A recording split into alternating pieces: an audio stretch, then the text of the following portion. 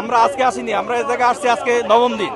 আমাদের একটাই দাবি, আমাদের এমপি এবং স্বীকৃতি জন্য আমরা এই জায়গায় অবস্থান নিচ্ছি এবং যতক্ষণ পর্যন্ত দাবি আদায় না হবে ততক্ষণ পর্যন্ত আমরা এই জায়গায় অবস্থান করছি এবং করবো।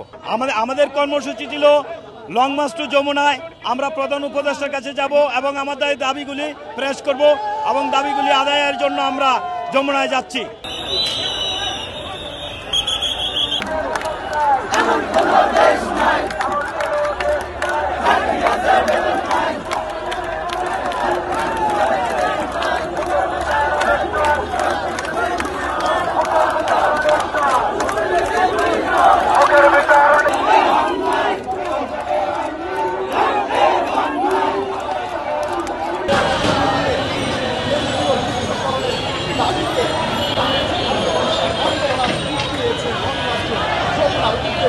এবং শিক্ষকদের সেই